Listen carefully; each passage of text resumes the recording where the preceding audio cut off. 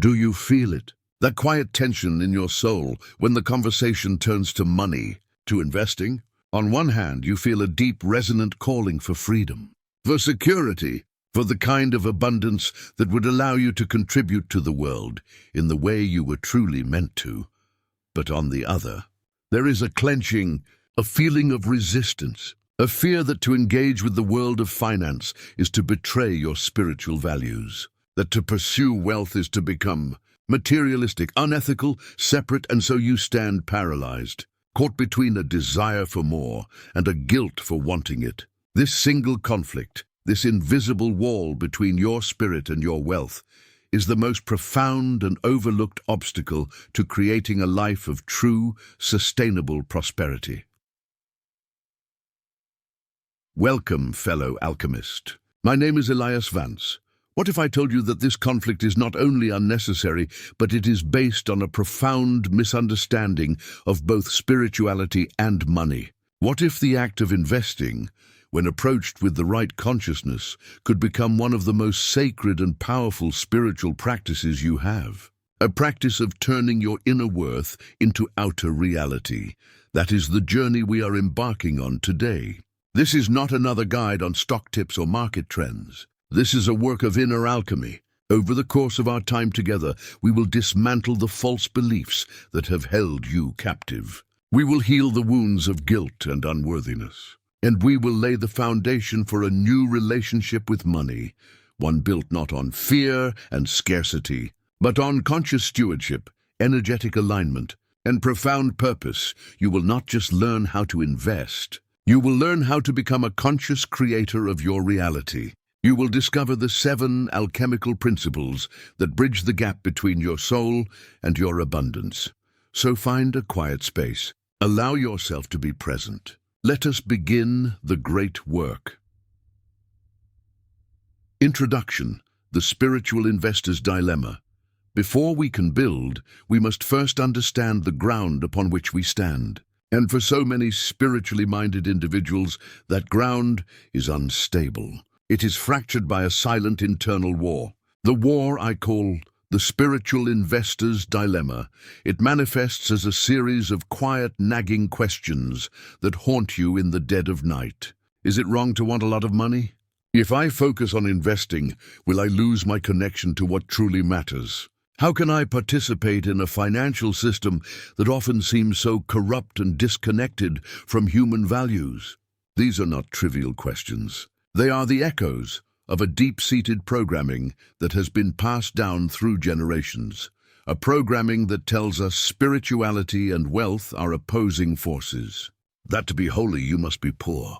That to be rich, you must be ruthless. This is the great lie. It's a lie that serves to keep powerful, conscious, heart-centered people powerless. Think about it. Who benefits when those with the greatest potential for positive change believe they must remain in a state of lack to be considered virtuous? The systems that thrive on unconsciousness, on greed, on separation.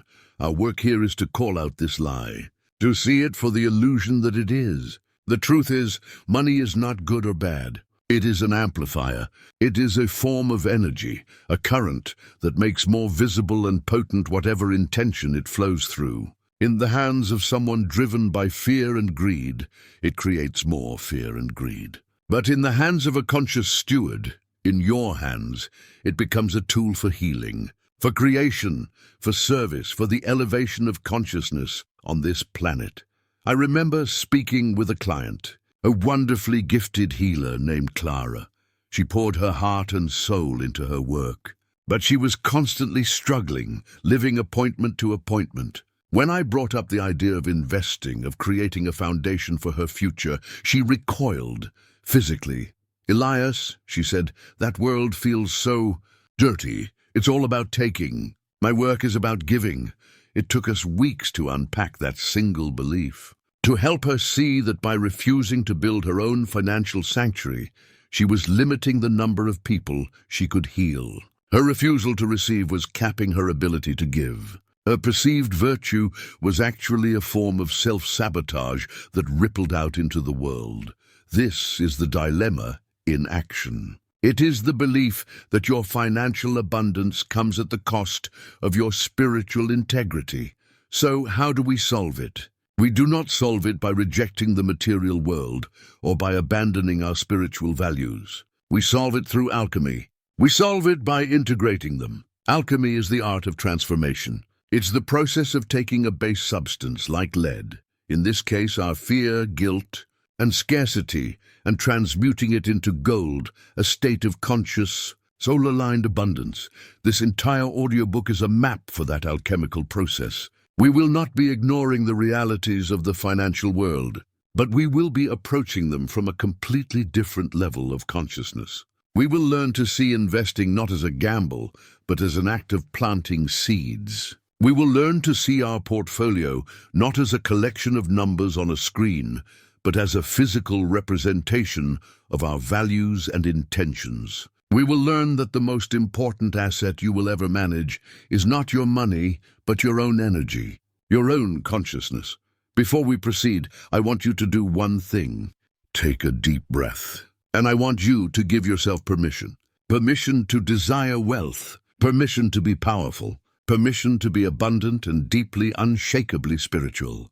Acknowledge the conflict that has been living inside you. Thank it for trying to protect you. And then gently give it notice that its services are no longer required. You are here because you are ready for a new way. A way where your financial success is not a departure from your spiritual path, but a beautiful, undeniable expression of it. This is not just possible. It is your birthright.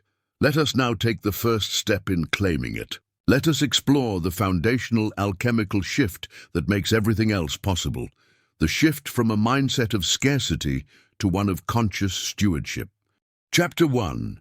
From Scarcity to Stewardship. Redefining Wealth. The journey of the alchemist begins not with an action, but with a shift in perception. The most fundamental reason people struggle with the spiritual investor's dilemma is because their entire definition of wealth is built on a foundation of sand, a foundation of scarcity. What is scarcity? It is more than just a lack of resources. It is a deep subconscious belief that there is not enough. Not enough money, not enough time, not enough opportunity, not enough love. It is the belief that the universe is a zero-sum game, where for you to win, someone else must lose. This belief system is the operating system of the collective human consciousness, and it runs in the background of our lives, dictating our choices, our emotions, and our results. When you are operating from scarcity, investing feels terrifying. Why? Because it's perceived as a risk of losing what little you have. Every market fluctuation sends a jolt of panic through your nervous system. You see other people's success and feel envy, not inspiration, because you believe they have taken a piece of the pie that should have been yours. You hoard your money, you clench around it, you suffocate it with your fear. And in doing so, you choke off the very flow you wish to create. Money, like all energy, must circulate. A clenched fist cannot receive. I once worked with a gentleman, an architect, a brilliant designer. He made a good living, but he was perpetually anxious about money. He'd saved diligently, but the idea of putting his money to work in the market filled him with dread. We discovered that his father, during a recession, had lost a significant amount of money in stocks and had repeated the mantra, "The market is a casino for thieves," throughout his childhood. That belief, that scarcity imprint was running his life. He saw wealth not as something to be grown, but as something to be guarded ferociously, lest it be stolen. His problem wasn't financial. It was energetic. It was a story. The alchemical antidote to scarcity is not just thinking abundantly. It is the profound and practical shift to the principle of conscious stewardship. What does it mean to be a steward? A steward is not an owner. An owner implies possession, control, and a right to hoard. A steward is a caretaker, a manager, a guardian entrusted with the responsibility of caring for and growing resources on behalf of a greater good. When you shift your identity from owner of my money to steward of the energy of abundance that flows through me, everything changes. Suddenly, money is no longer a source of personal identity or validation. It is a resource, a tool. You are its caretaker, tasked with directing its flow in the most conscious, life-affirming way possible. This single shift dissolves the ego's grip on your finances. The fear of personal loss diminishes because you understand that the energy itself is infinite. It is merely flowing through you. Your job is not to possess it, but to direct it wisely. This reframe from owner to steward has three immediate powerful effects. First, it eliminates guilt. The guilt of having too much vanishes when you realize your purpose is not to hoard it for yourself, but to manage and circulate it for the good of all, including yourself and your family. Your personal prosperity becomes a necessary component of your stewardship, as a poor steward has little to manage and circulate. You need to be well-resourced to be an effective caretaker. Second, it replaces fear with responsibility. The scarcity-based question, what if I lose this money, is replaced by the stewardship-based question, how can I best use this energy to grow and create more value in the world? The focus shifts from protecting against loss to creating opportunity. This is a much more empowered and creative state of being. It moves you from defense to offense, from contraction to expansion. And third, it demands alignment. As a conscious steward, you can no longer justify putting energy toward things that are out of alignment with your deepest values. You wouldn't hire a fox to guard the henhouse. Likewise, you cannot, as a conscious steward, direct the flow of abundance toward industries or companies that create harm, separation, or destruction. This is where the spiritual and the practical merge perfectly. Your values become your most important investment criteria. So how do we begin to cultivate this identity as a steward? It begins with awareness. For the next week, I want you to observe your relationship with money through this new lens.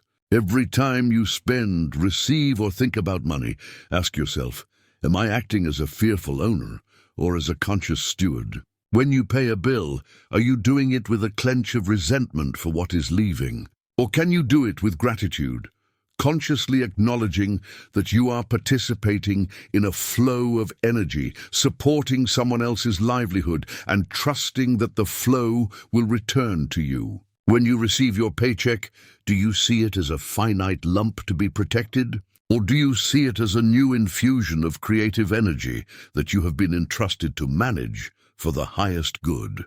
This is not about pretending you don't have real-world financial pressures. It is about changing the energetic posture from which you meet those pressures. It is the difference between navigating a river in a leaky raft, paddling frantically against the current, and captaining a sturdy vessel, using the current to guide you toward your destination. The river is the same. Your relationship to it is what determines your experience. The shift from scarcity to stewardship is the foundational alchemy. It is the act of turning the leaden weight of fear and guilt into the golden potential of conscious responsibility. It is the understanding that you are not chasing something outside of yourself. You are simply learning to manage the infinite resource that is already flowing through you. Once you embody this truth, you are no longer a gambler in a casino. You are a gardener in an abundant universe, and you are finally ready to choose where to plant your seeds. Chapter 2. The Principle of Resonance. Aligning energy and assets. In the world of classical physics, we see the universe as a collection of solid, separate objects. But as we move into the realm of quantum physics, and the ancient wisdom traditions have known this for millennia, we understand that at its most fundamental level, everything is energy. Everything is vibration. You are not a solid object. You are a field of energy, a symphony of frequencies. Your thoughts, your beliefs, your emotions, they all carry a specific vibrational signature. This brings us to the second, and perhaps most potent alchemical principle, the principle of resonance.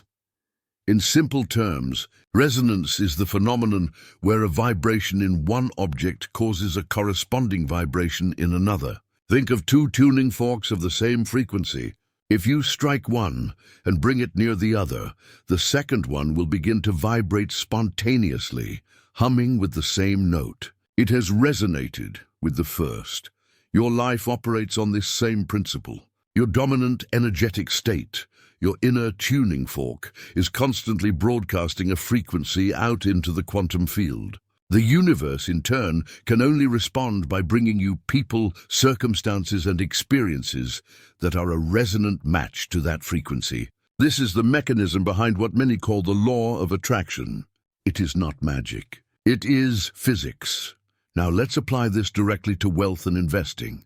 Abundance, prosperity, and wealth are not just things. They are frequencies. The frequency of abundance is one of ease, trust, worthiness, and open-hearted reception. The frequency of scarcity, as we've discussed, is one of fear, clenching, lack, and unworthiness.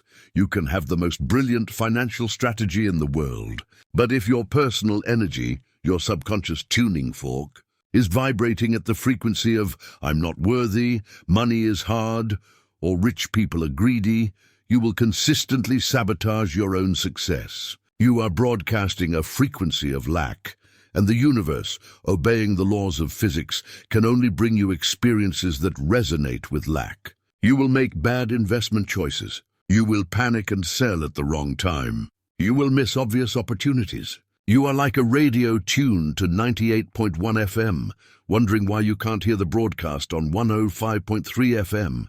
You are simply not tuned to the frequency of what you desire. This is the inner work. This is the true alchemy. The most important investment you will ever make is in raising your own energetic frequency. So, how do we align our energy with our assets? It's a two-part process: inner alignment and outer alignment.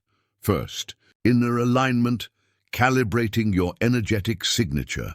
This is about consciously choosing to cultivate the feeling state of the abundance you desire before it has manifested. Most people have it backward. They think, when I have $1 million, then I will feel secure and free. The universe works the opposite way. You must first feel secure and free. And that feeling state, that frequency, is what allows the $1 million to flow to you. It must find a resonant home. This requires dedicated practice. It involves mindfulness of your money story. You must become a detective of your own thoughts. What is the story you tell yourself about money? When a bill arrives, what is the first feeling? Fear, resentment? When you see someone else's success, what is the first feeling? Joy for them, or a pang of lack for yourself? These are your energetic indicators.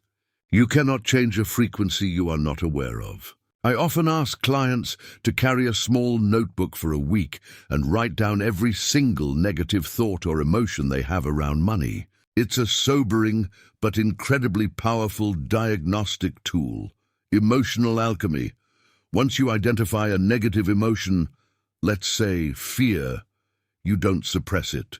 You alchemize it. You sit with the feeling. You acknowledge it without judgment. I feel fear right now.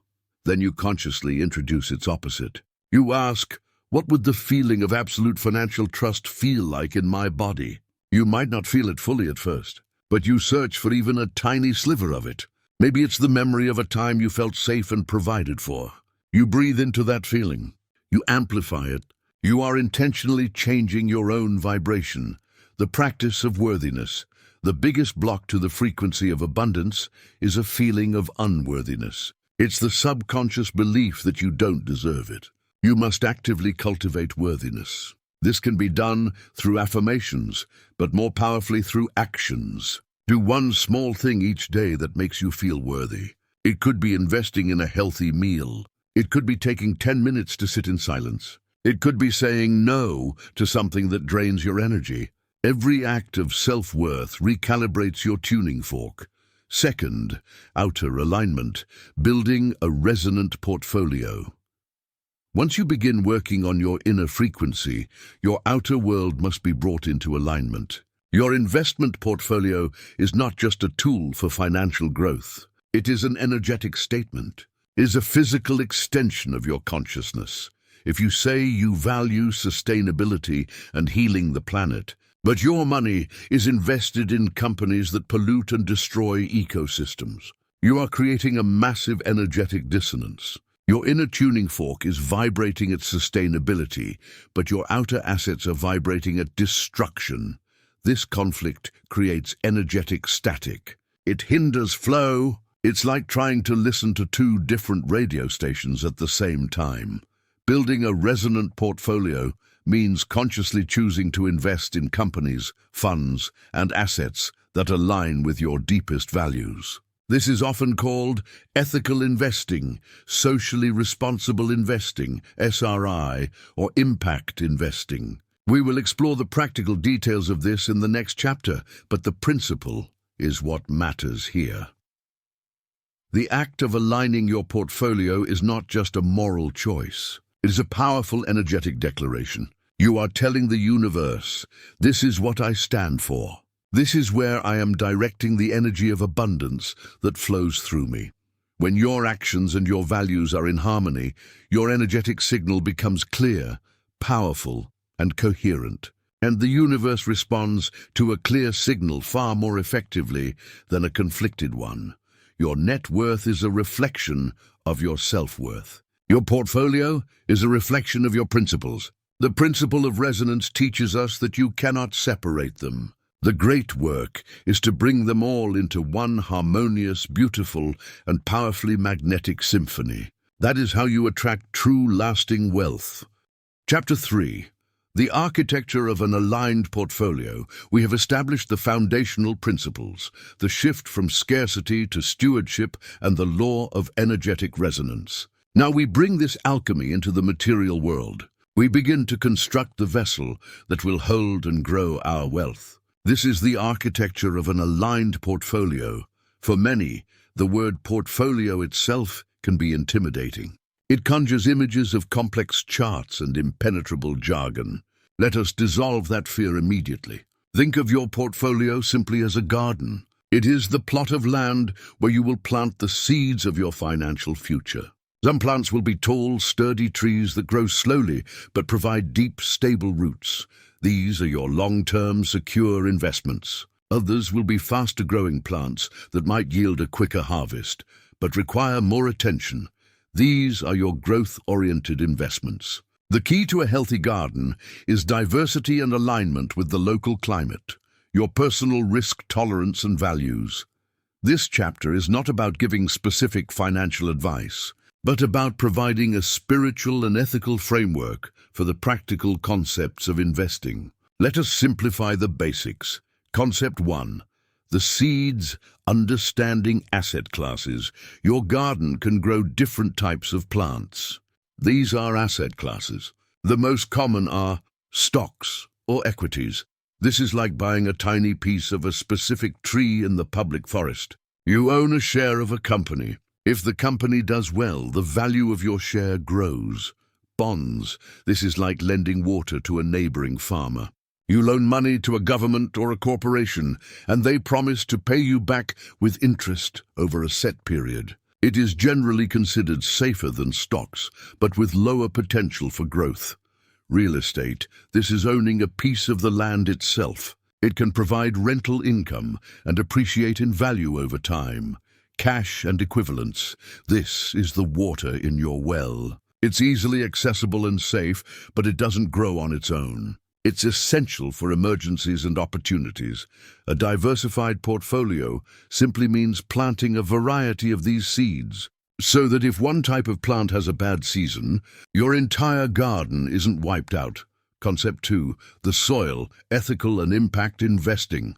Now we come to the most crucial part for a spiritual investor, choosing the right soil. This is where we apply the principle of resonance. You do not want to plant your beautiful seeds in toxic soil. Ethical and impact investing are the frameworks that allow us to ensure our soil is fertile and life-affirming.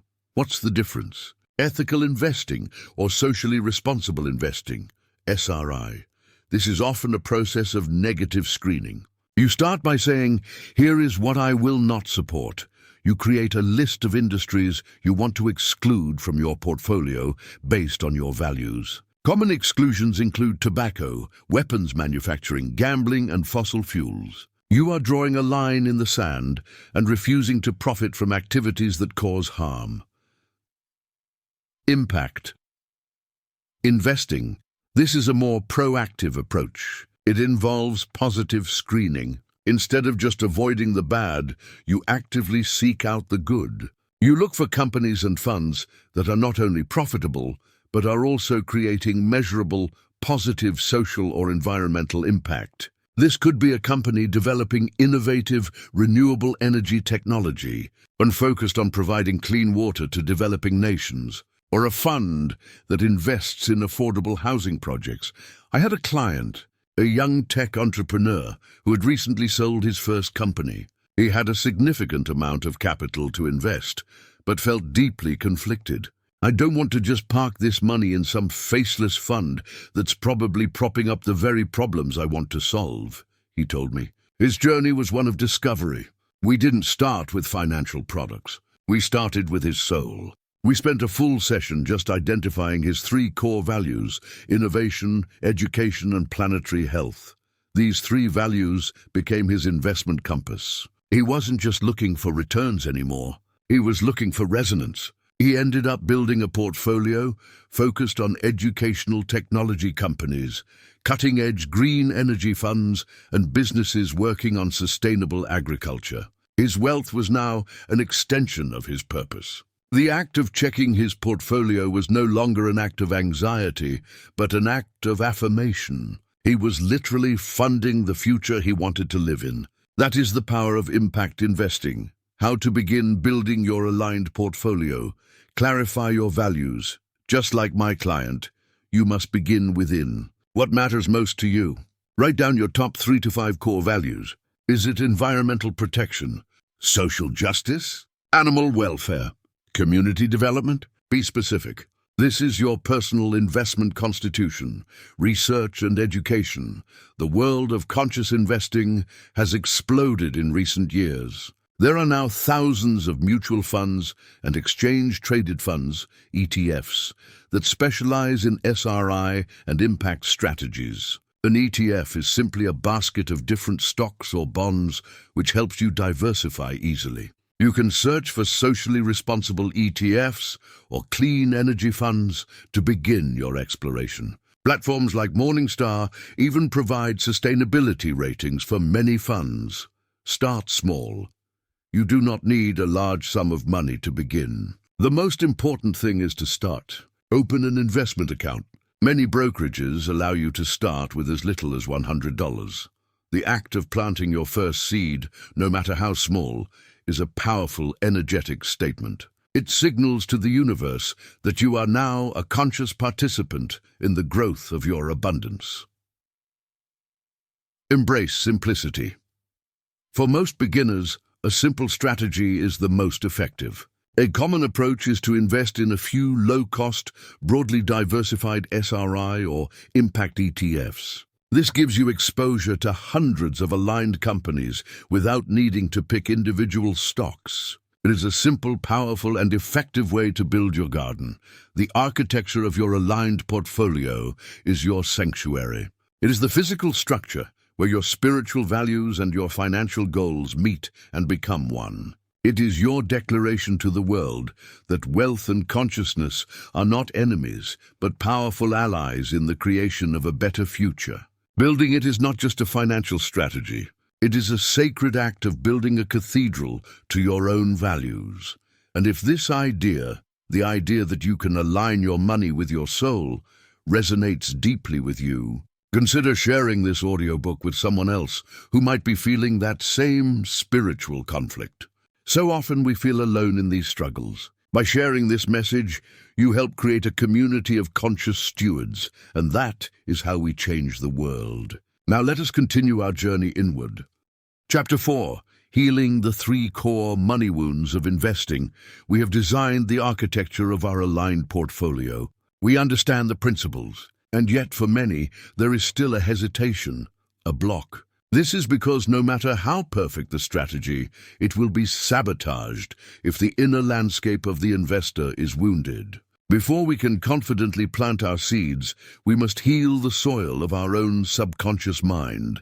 Investing has a unique way of triggering our deepest, most primal wounds around money. These are not surface-level beliefs. They are deep emotional imprints, often formed in childhood, that operate beneath the level of our conscious awareness. They are the invisible forces that cause us to panic, procrastinate, or feel a paralyzing sense of dread. In my work, I have found there are 3 primary money wounds that an aspiring spiritual investor must heal. The first wound, the wound of unworthiness. This is the mother of all money wounds. It is the quiet, insidious whisper in the back of your mind that says, "I don't deserve this. Who am I to be wealthy? If I have too much, something bad will happen to take it away." This wound manifests in investing as a chronic fear of success. Yes, you heard that correctly. A fear of success. An investor with an unworthiness wound will find ways to get rid of money whenever they start to accumulate it. They will make a great investment, and just as it's taking off, they'll pull their money out for a frivolous purchase. They will receive a windfall and immediately feel an overwhelming anxiety and a need to spend it, because holding on to abundance feels unsafe and fraudulent. It doesn't match their inner identity. I remember a woman I worked with, a brilliant artist. Her work began to sell for significant sums, and she was terrified. She confessed to me, "Elias, I feel like a thief. I feel like at any moment someone is going to knock on my door and demand it all back, telling me it was all a mistake." Her net worth was growing, but her self-worth was stagnant. Her financial container was expanding, but her energetic container was still the size of a thimble, and it was threatening to overflow. Healing the unworthiness wound. Healing this requires a dedicated practice of reprogramming your sense of self. It is about separating your inherent worth from your external performance or your bank balance. The forgiveness ledger. We will explore this ritual in depth later, but a key component is self-forgiveness. You must forgive yourself for past financial mistakes. You did the best you could with the consciousness you had at the time. Holding on to shame keeps you vibrating at the frequency of unworthiness. Receiving practice. You must learn to receive gracefully. Start small. When someone gives you a compliment, don't deflect it. Breathe it in. Say thank you. This simple act retrains your nervous system to accept good things without resistance. Mirror work. Stand in front of a mirror. Look into your own eyes and say, "I am worthy of all the abundance the universe has to offer." It will feel uncomfortable at first. Your inner critic will scream. Do it anyway. Do it until it starts to feel true. The second wound. The wound of distrust. This wound is a deep-seated belief that the world is an unsafe place, and that money, in particular, is a source of betrayal and corruption. It often stems from experiences where money was a source of conflict in the family, or from witnessing financial injustice in the world. For the spiritual investor, this wound is particularly potent. It fuels the belief that the entire financial system is rigged and predatory. It whispers, "They're all crooks. You're going to get scammed. It's impossible to win in their game." This creates a state of hypervigilance and cynicism.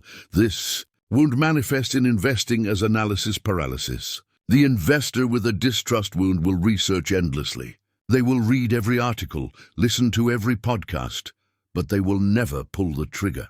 They are always looking for the one perfect, completely risk-free investment which does not exist. Their quest for certainty is a symptom of their deep distrust. They are so afraid of being betrayed that they refuse to participate in the game at all, guaranteeing they will never win. They stay safe in cash, while inflation slowly erodes their wealth. A slow-motion betrayal they unknowingly inflict upon themselves.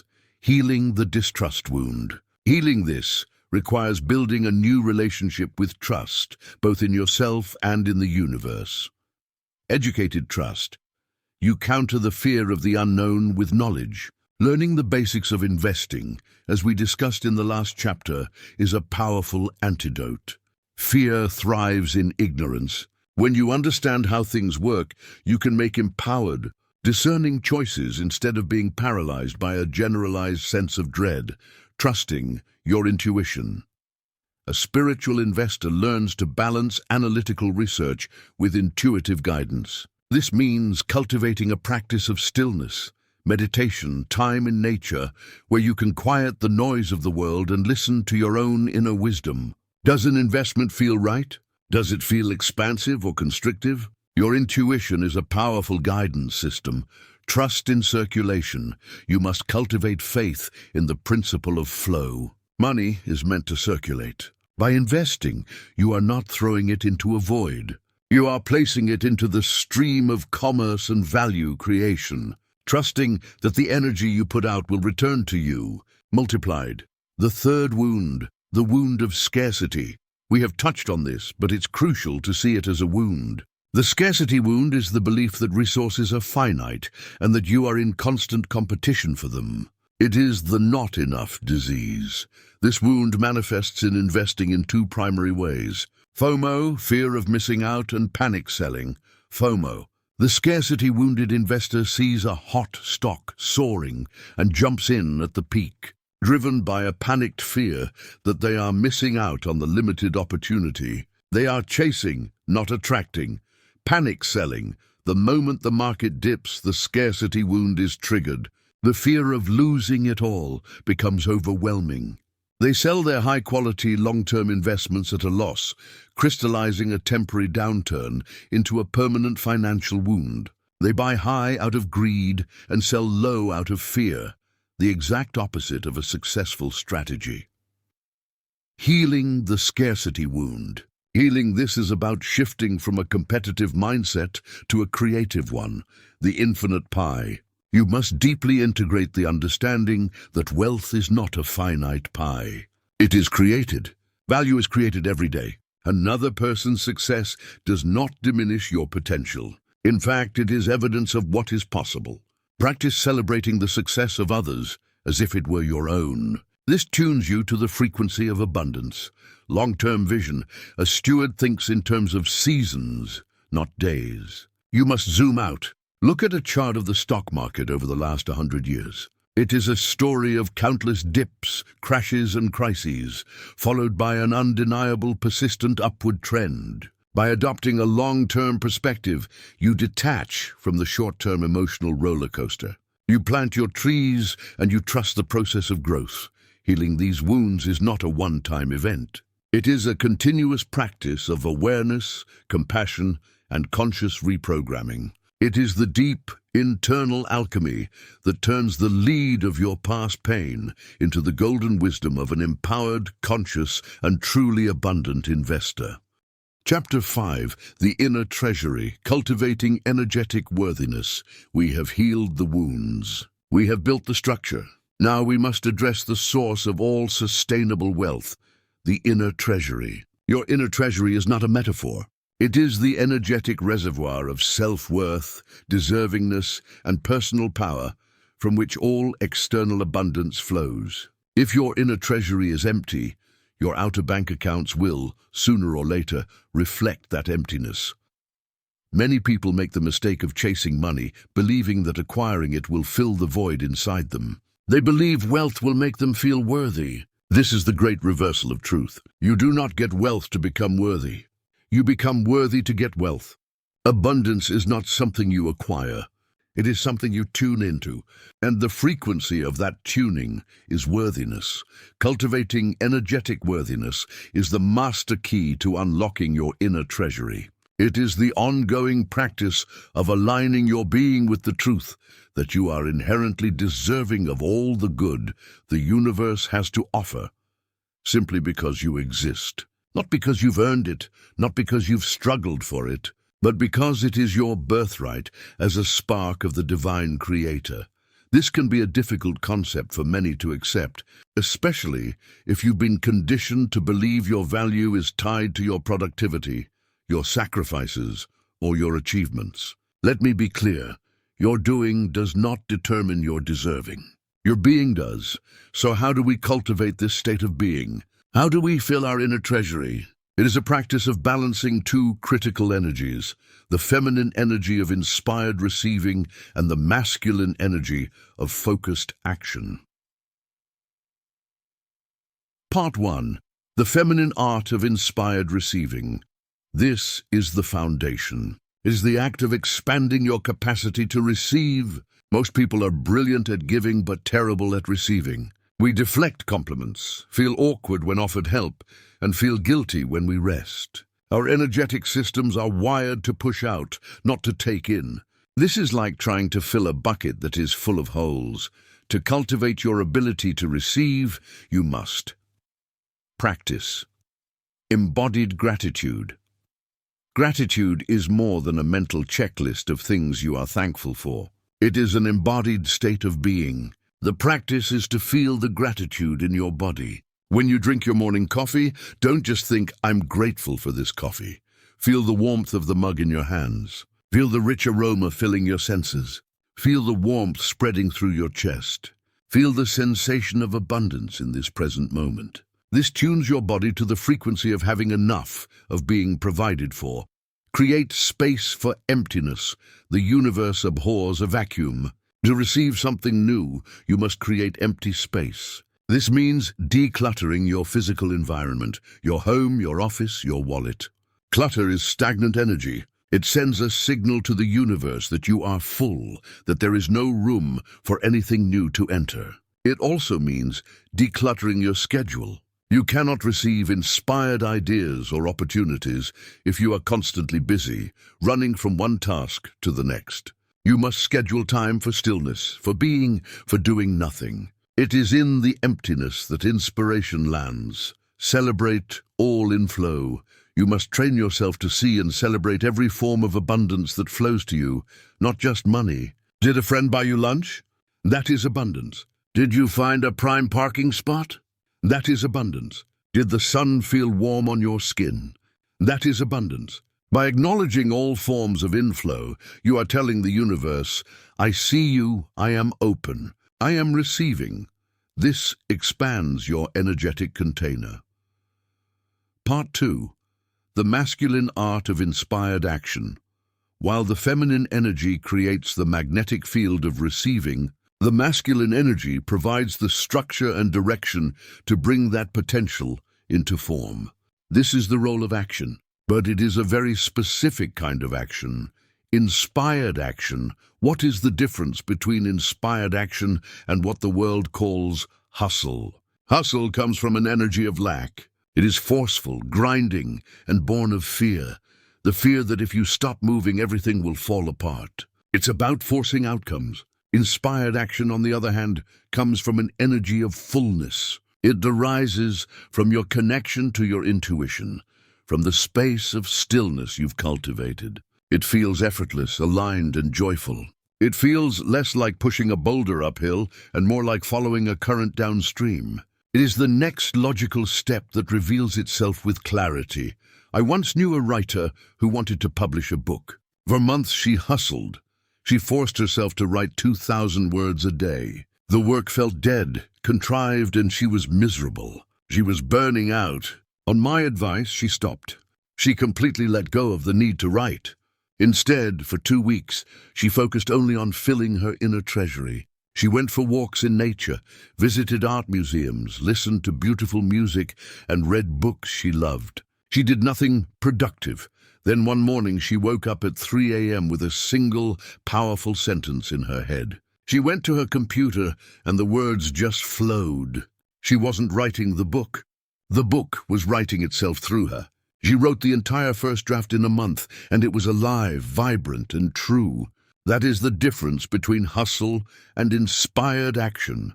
Balancing these two energies is the key. You cannot just meditate and wait for money to fall from the sky. Nor can you grind yourself into dust and expect to feel abundant. It is a dance. You fill your inner treasury with worthiness, gratitude, and space, the feminine. From that state of fullness, you listen for the intuitive nudge, the inspired idea, the connection. And when it arrives, you take clear, focused, and decisive action to bring it into the world, the masculine. This is the engine of conscious creation. When you approach your investing from this place, from a full inner treasury, guided by intuition and executed with clear, inspired action, you become unstoppable. You are no longer just a participant in the market. You are a conscious alchemist, turning the golden energy of your own worthiness into tangible, sustainable wealth. Chapter 6. Sacred Rituals for Conscious Wealth. Alchemy is not merely a philosophy, it is a practice. It requires not just a change in mindset, but the adoption of new, intentional habits that anchor your new consciousness into your daily life. To be a conscious investor and a steward of abundance, you must create sacred rituals. A ritual is not a superstitious act. It's a focused, intentional action designed to shift your energy and impress your desires upon the subconscious mind and the quantum field. It is a way of communicating your intention to the universe in a language it understands, the language of energy, focus, and emotion.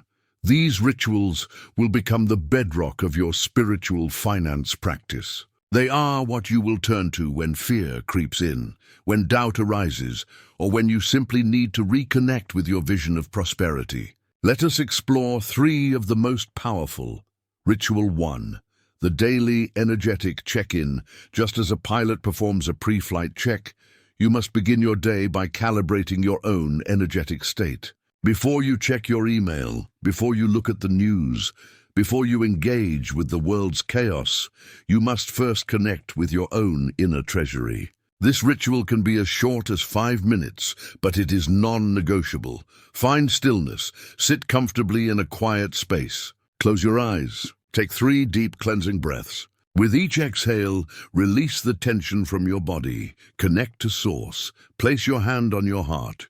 Feel its beat. Acknowledge the life force that is flowing through you, a force that is intelligent, abundant, and infinite. Recognize that you are connected to the source of all creation. Set your energetic intention. Ask yourself, what is the dominant energy I choose to embody today? Choose 1 or 2 words. It could be trust, ease, worthiness, or gratitude. Feel the frequency. Do not just think the word. Feel it. What does trust feel like in your body? Where do you feel it? Allow that feeling to expand from your heart and fill your entire being. From the tips of your toes to the crown of your head, declare your stewardship, silently or aloud. State a simple affirmation. I am a conscious steward of the infinite abundance that flows to and through me. I manage my resources with wisdom, integrity, and grace. By starting your day this way, you are intentionally tuning your own energetic instrument before you step out onto the stage of life. You are choosing your frequency, rather than allowing the world to dictate it for you. This single practice will profoundly change how you interact with financial decisions throughout your day. Ritual 2. The Weekly Wealth Review.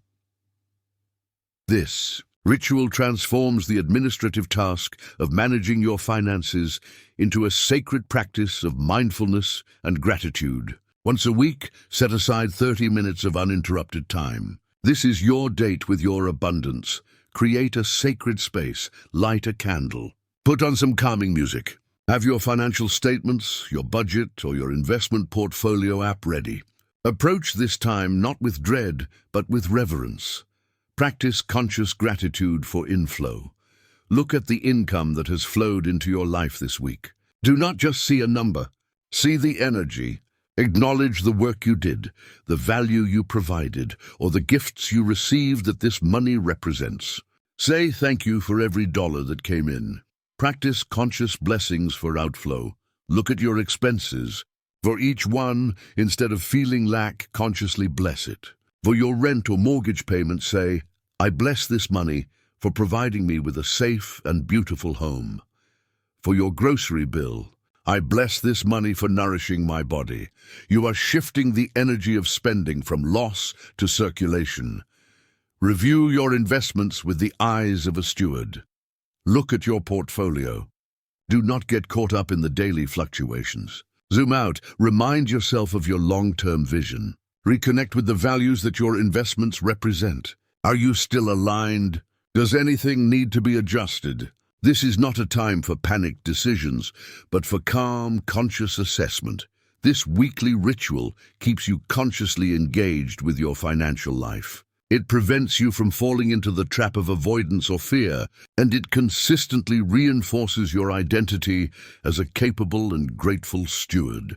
This is a powerful practice. And I am curious, what is one small ritual, perhaps even simpler than these, that you could commit to this week to honor your relationship with wealth? It could be as simple as saying thank you every time you use your credit card. Share your commitment in the comments below. Declaring it publicly is a powerful act of intention. Ritual 3. The Forgiveness Ledger for Healing Past Wounds.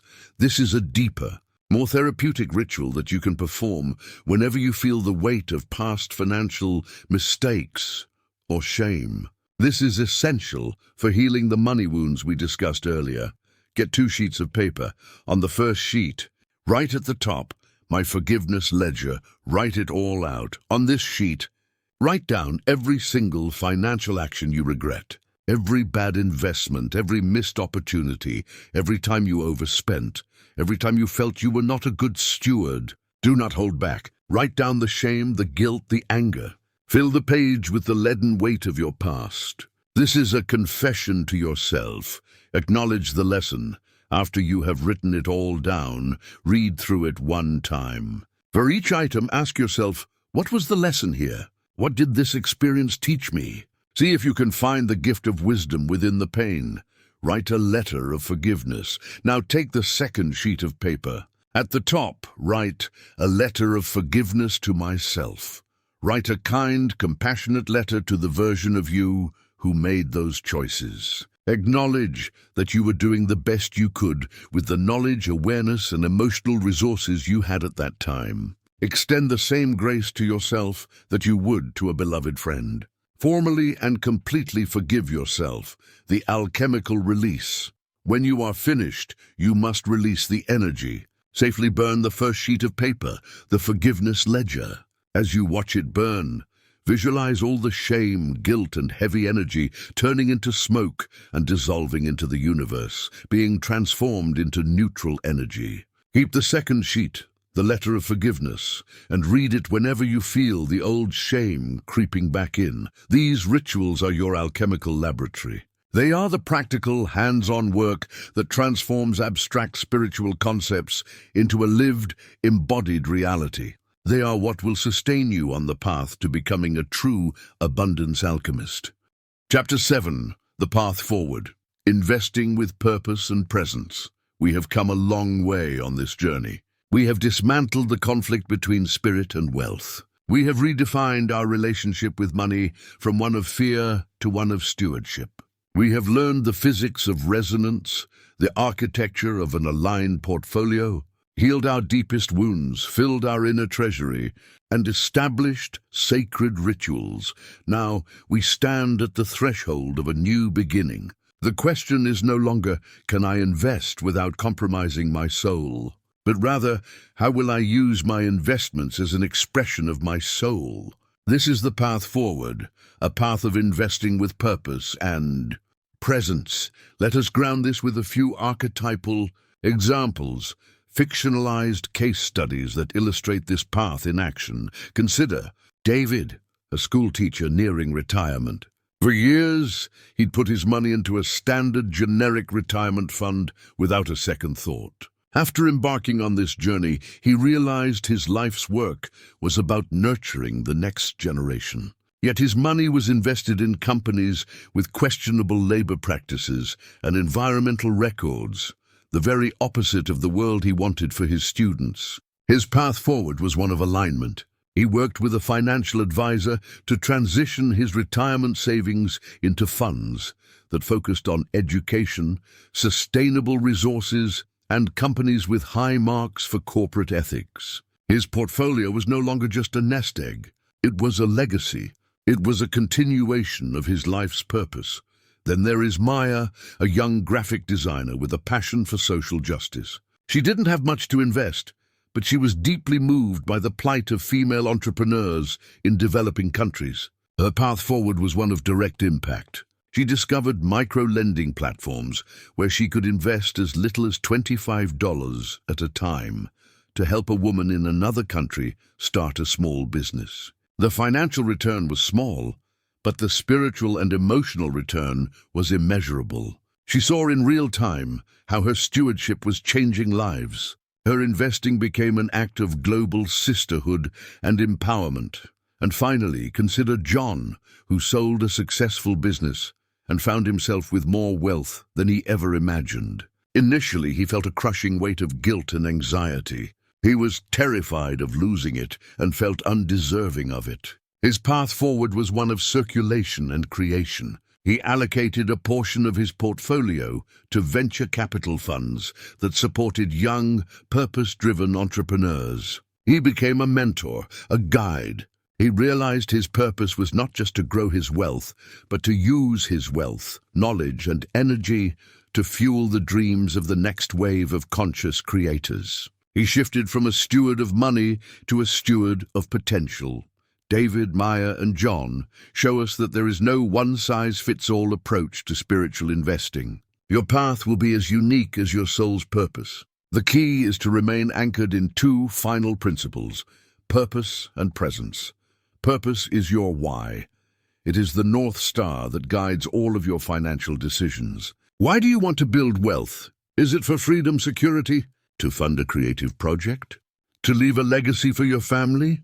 To support a cause you believe in? Your why must be bigger than just a number in an account. A powerful, soul-aligned purpose will carry you through market downturns and moments of doubt. It is the fuel for your journey. If you haven't already, take the time to write down your financial purpose statement. Make it clear, resonant, and emotionally compelling. Presence is your how. It is the practice of remaining mindful and conscious throughout your financial life. It means not being swayed by the daily noise of financial media, which is designed to trigger fear and greed. It means staying connected to your rituals, your body, and your intuition. It means enjoying the journey of growth rather than obsessing over the destination. Presence is what keeps you grounded in your stewardship, making calm, wise decisions from a place of empowerment, not panic. The path of the abundance alchemist is not a race to a finish line. It is a lifelong journey of growth, alignment, and contribution. There will be moments of uncertainty. The market will fluctuate. Your own fears will surface to be healed again. This is all part of the process. Your work is to remember who you are. You are not a passive victim of economic forces. You are a conscious creator. You are an alchemist. You have been entrusted with the sacred responsibility of stewarding the energy of abundance that flows through you. Take the principles you have learned here today. Do not just let them be interesting ideas. Integrate them. Embody them. Start small. Choose one ritual to begin this week. Make one small investment in an aligned fund. Take one step on your new path. You hold within you the power to turn the lead of fear into the gold of freedom. The world is waiting for what you will create. Outro, your journey as a conscious alchemist. And so, our time together for this guide comes to a close.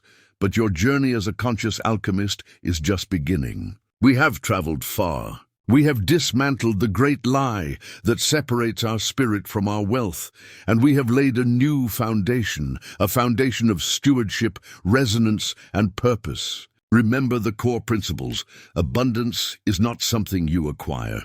It is something you become. Your inner work determines your outer results. Your values are your most precious asset. Thank you. Thank you for your time, your attention, and your willingness to embark on this transformative work. It is a profound act of courage and self-love. As you continue on your path, remember that you are not alone. There are resources here to support you. On the left, you will find our playlist, The Foundations of Abundance, to help you deepen the core principles we have discussed today. And on the right, you will find a video the universe has selected specifically for your journey next. Trust the guidance. And of course, if you have not already done so, I humbly invite you to subscribe to the channel and join our growing community of alchemists. This is Elias Vance, reminding you the greatest wealth you will ever own is the knowledge of who you truly are.